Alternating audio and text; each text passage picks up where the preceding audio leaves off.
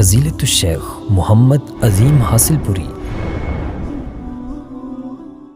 تو میرے بھائیوں، ایک تو فجر کی نماز کو اس لیے بھی پڑھیں کہ یہ اللہ رب العزت کی طرف سے ہمیں ایک ایسا تحفہ ہے کہ سارا دن ہم اللہ کی پناہ اور امان کے اندر آتے ہیں۔ یقیناً یہ فرائض میں سے، مسلمان کی ذمہ داریوں میں سے ہے، لیکن دنیا اور آخرت میں اللہ نے عبادات کے جو فوائد رکھے ہیں، ان فوائد میں ایک فائدہ یہ ہے کہ اس کے ساتھ بندہ اللہ کی پناہ اور سپردگی کے اندر آئے۔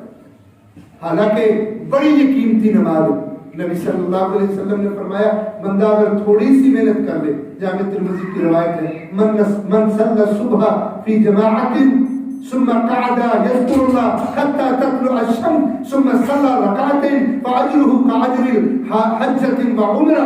جو بندہ فجر کی نماز پڑھ کے بیٹھا رہتا ہے، اپنی جگہ پہ اللہ کا ذکر کرتا رہتا ہے، سورج چڑھ جاتا ہے، پھر 2 رکعتیں نماز اشراق پڑھتا ہے، گھر واپس پڑھتا ہے، اللہ ایک حج اور ایک عمرے کا ثواب عطا کرتا ہے۔ حدیث میں آتا ہے کہ شاید نبی صلی اللہ علیہ وسلم کی بات سن کے صحابہ کرام نے تعجب کیا اور آپ نے پھر بات دہرائی، فرمایا تامتن تامتن تامت، فرمایا یہ نہ سمجھنا کہ اسے مکمل ثواب نہیں ملتا، جو ایسا کرتا ہے اسے مکمل حج کا، مکمل عمرے کا ثواب ملتا ہے۔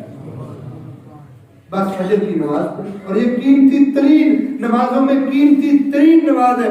آپ نے اس لیے فرمایا تھا رکعت الفجر خیر من الدنیا وما فیہا، یہ 2 رکعتیں مجھے کائنات کی ساری چیزوں اور کائنات سے زیادہ عزیز ہے۔ آپ ایک پلڑے میں رکھیں، 7 زمینیں رکھیں، آسمان رکھیں، یہ دنیا کا مال و متاع اور ٹیکنالوجی اور جدید جتنا کچھ تمہارے پاس سورسز ہے سب کچھ رکھو، اور دنیا کا مال و متاع جہرات سونے چاندی رکھو، اور ایک پلڑے کے اندر فجر کی 2 رکعتیں رکھو۔ اللہ کے پیغمبر علیہ السلام نے فرمایا یہ رکعتیں میرے نزدیک زیادہ قیمتی ہیں۔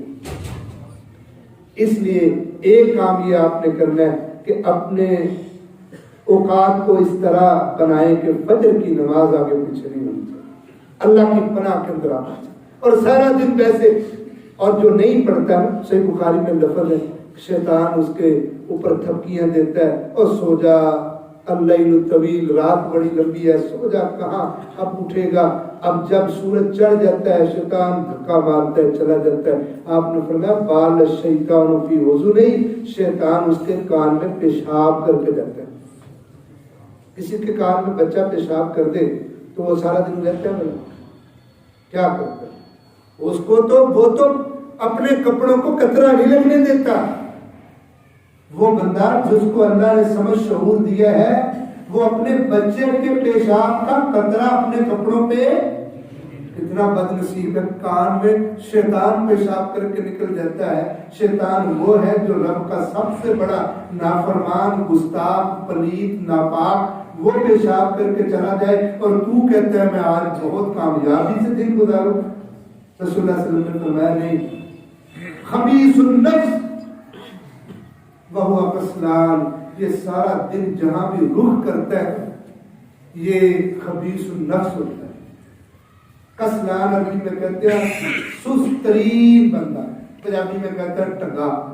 یہ بندہ، اب دیکھو یہ بندہ کاروبار جو کرے گا سارا دن آپ کے کاؤنٹر پہ دکان پہ بیٹھ کے، بتاؤ کیا لے کے آئے گا؟ پنجابی میں کہتے ہیں روندے جانا مویا نہیں خبر ہے۔ اب یہ بندہ جس کا ساتھی شیطان ہے، پیشاب کر کے شیطان اس کو اپنے سے دور کر کے رد کر کے چلا گیا، اب اس کا کیا حال ہوگا؟ تو میرے بھائیو، ایک تو یہ اپنے آپ کو اللہ کی پناہ میں کرنا ہے، تو یہ کام کرنا ہے کہ اپنے فجر کی نماز کے اوقات کو مضبوطی سے درست کرنا ہے۔ اور دوسری بات، صحیح ترغیب میں روایت ہے، نبی صلی اللہ علیہ وسلم نے فرمایا من قرأ آیت الکرسی فی دبر الصلاۃ فہو فی ذمۃ اللہ الی صلاۃ اخری، جو بندہ فرضی نماز کے بعد آیت الکرسی پڑھتا ہے فہو فی ذمۃ اللہ، وہ اللہ کی پناہ میں الی صلاۃ اخری، دوسری نماز تک اللہ کی پناہ میں۔ تو اب پتہ یہ چلا کہ یہ آیت الکرسی کو بھی نماز کے بعد لازم ہے، تاکہ آپ کے گرد حفاظت کا اللہ کی طرف سے وہ دائرہ لگے، کائنات کی کوئی چیز نقصان ہی نہ دے سکے۔ اور میں اس پہ تفصیل پہ نہیں جانا چاہتا. نبی کریم صلی اللہ علیہ وسلم کے 4 صحابی ہیں مختلف صحیح روایات سے جن سے یہ روایت موجود ہے. ابو ہریرہ رضی اللہ تعالیٰ عنہ، ابو ایوب انصاری رضی اللہ تعالیٰ عنہ، سیدنا معاذ بن جبل رضی اللہ تعالیٰ عنہ، ابی بن کعب قاری قرآن رضی اللہ تعالیٰ عنہ.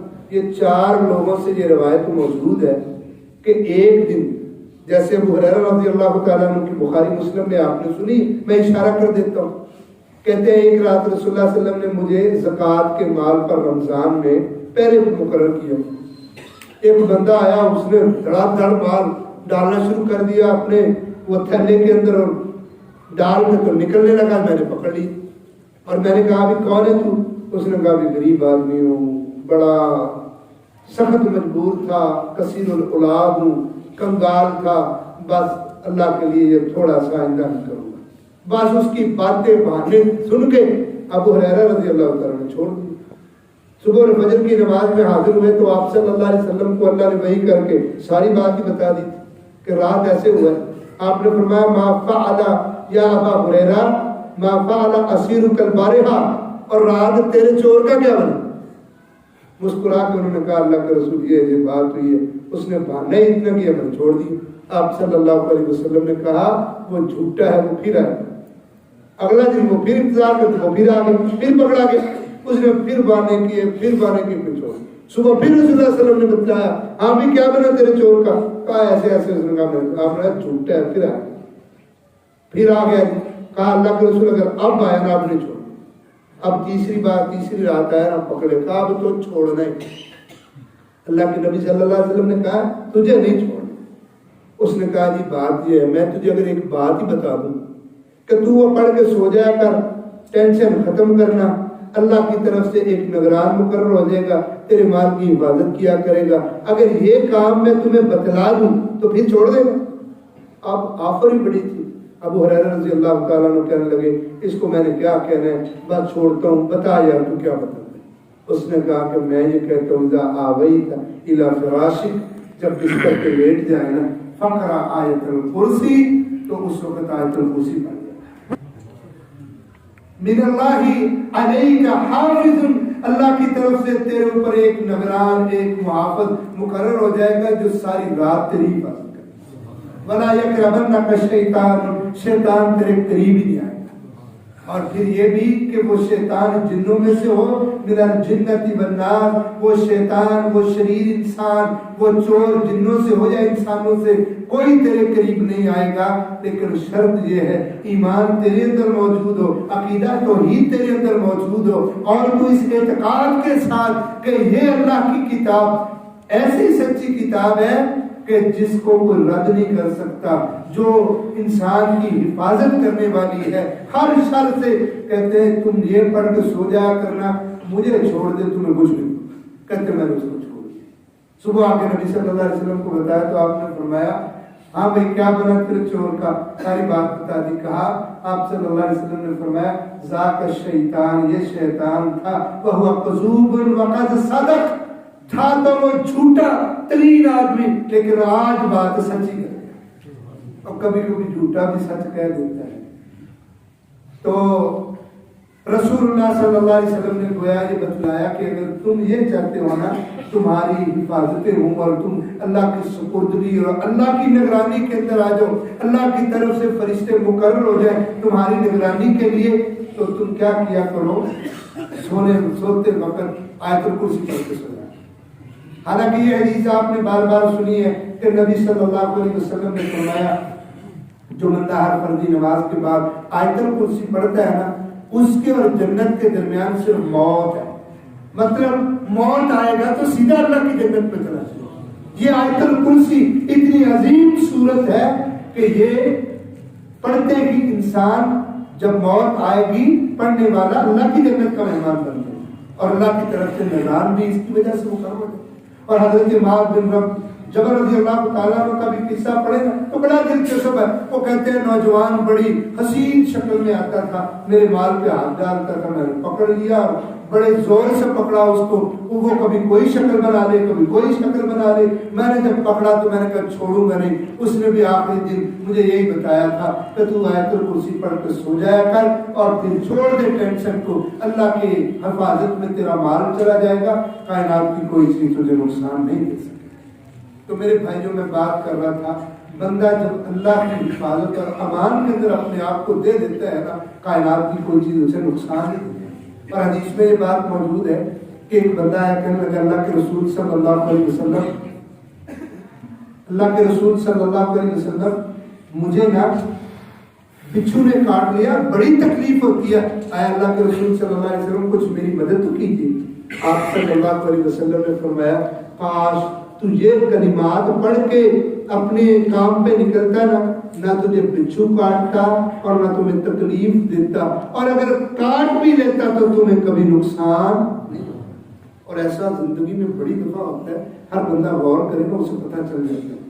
वो क्या कि बसा औकात उसे लगता है जैसे मुझे किसी ने काट लिया, वो बिस्मिल्लाह पढ़ के थूक ही लगता है, शफा हो जाती, हालांकि उसे बहुत जहरीला जानवर काट चुका होता है। और बसा औकात उसने दुआएं नहीं पढ़ी होती तो वो चूंटी के काटने से तड़प रहा होता है। क्यों? उसने तो हिफाजती कोई इंजेक्शन लगवाया ही नहीं। हमें तो आदत है पोलियो हिफाजत के टीके लगाने की। हमें अल्लाह की तरफ से दिए हुए वो उसूल कानून जिसको खाने के बाद, जिसको पढ़ने के बाद बंदा अपने आप को अल्लाह के सुपुर्द कर देता है, हमें उसकी आदत नहीं है। नबी सल्लल्लाहु अलैहि वसल्लम ने फरमाया काश तुम ये पढ़ लेते ना तुम्हें बिच्छू के काटने का असर ना होता। इसने कहा अल्लाह के रसूल वो कौन सा? आपने फरमाया आऊज़ बिकलिमातिल्लाहि ताम्माति